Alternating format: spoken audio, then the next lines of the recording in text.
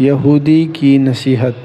Italy میں ایک mister کلاؤ ایک بڑا سخت قسم کا یہودی تھا۔ اس کی کوئی 13-14 منزلہ عمارت تھی۔ صبح جب میں یونیورسٹی جاتا تو وائپر لے کر رات کی بارش کا پانی نکال رہا ہوتا اور فرش پر ٹاکی لگا رہا ہوتا تھا، یا سڑک کے کنارے جو پٹری ہوتی ہے اسے صاف کر رہا ہوتا۔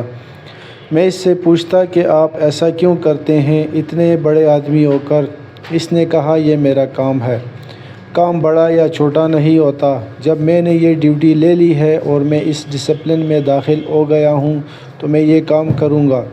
میں نے کہا کہ آپ ایسا کیوں کرتے ہیں؟ اس نے کہا کہ یہ انبیاء کی صفت ہے، جو انبیاء کے دائرے میں داخل ہونا چاہتا ہے وہ چھوٹے کام ضرور کرے گا۔ ہم کو یہ نوکری ملی ہے۔ حضرت موسیٰ علیہ السلام نے بکریاں چرائی تھیں اور ہم یہودیوں میں یہ بکریاں چرانا اور اس سے متعلقہ نچلے لیول کا کام موجود ہے، تو ہم خود کو حضرت موسیٰ علیہ السلام کا پیروکار سمجھیں گے۔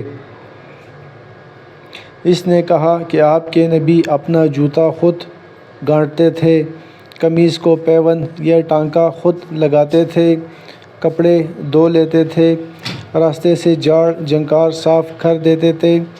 تم کرتے ہو؟ میں کہنے لگا، مجھے تو ٹانکا لگانا نہیں آتا، مجھے سکھایا نہیں گیا۔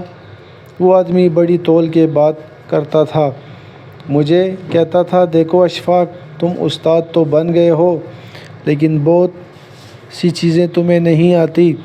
جب کام کرو چھوٹا کام شروع کرو۔ اب تم لیکچرار ہو، کل پروفیسر بن جاؤ گے۔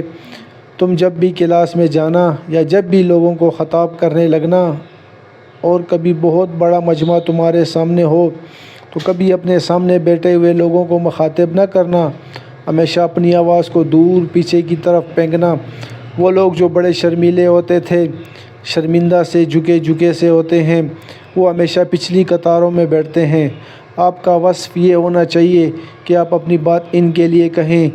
جب بات چھوٹوں تک پہنچے گی تو بڑوں تک خود بخود پہنچ جائے گی۔ میں اس کی باتوں کو کبھی بھلا نہیں سکتا۔ اشفاق احمد سے منقول۔ آپ اگر ہمارے چینل پہ نئے ہیں تو ہمارے چینل کو ضرور سبسکرائب کیجیے تاکہ ہماری ہر نئی آنے والی ویڈیو آپ تو بر وقت پہنچ سکے۔ شکریہ۔